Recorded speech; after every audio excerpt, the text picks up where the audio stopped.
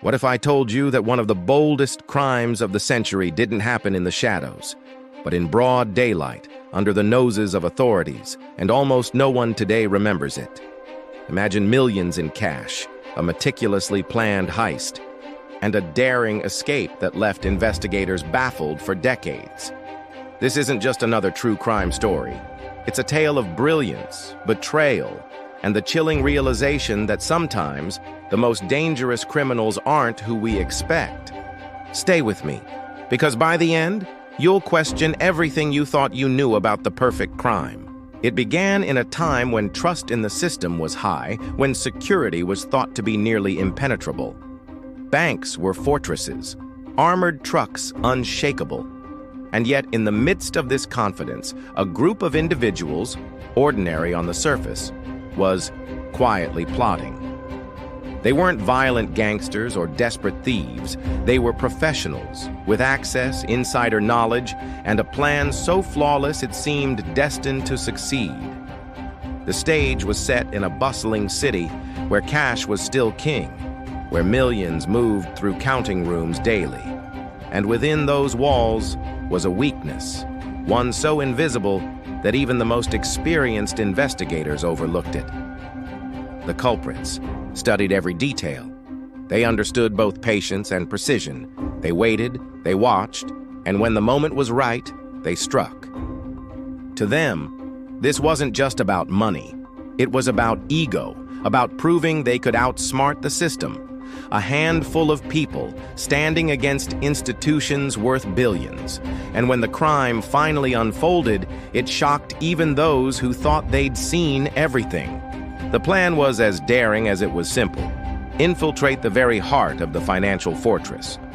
Using disguises, forged documents, and timing down to the second, they gained access where no one should have. Security cameras caught nothing unusual. Guards waved them through without suspicion. To everyone on the inside, these criminals looked like they belonged. Inside, the vaults held unimaginable sums. But rather than a smash and grab, the thieves operated with surgical precision. They moved quietly, methodically, removing cash and valuables in a way that wouldn't be noticed until it was far too late. Hours passed, and still no alarms were triggered. When the sun rose the next day, the impossible had happened. One of the largest sums in history had vanished. News exploded across the nation. How could this happen in a supposedly secure system? Investigators swarmed the scene. Fingerprints were scarce, evidence minimal. Every lead dissolved into nothing. Some believed it had to be an inside job.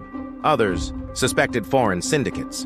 But no matter how deep they dug, the culprits remained ghosts. And here's where the story takes a darker turn. The money once stolen began to fracture the group. Greed, paranoia, betrayal. Old friends turned against one another.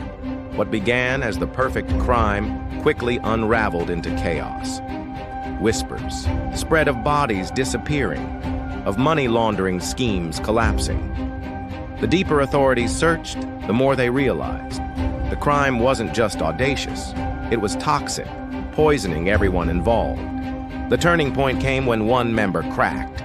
Under pressure, a sliver of truth emerged, leading investigators to safe houses, hidden accounts, and false identities.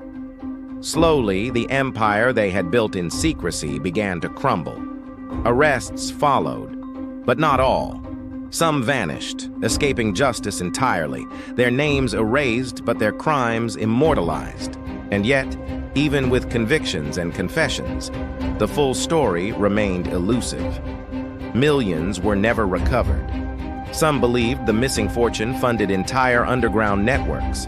Others suggested the money was hidden in plain sight, laundered, through businesses we walk past every day. The audacity of the crime wasn't just in the theft itself, but in how it blurred the line between myth and reality.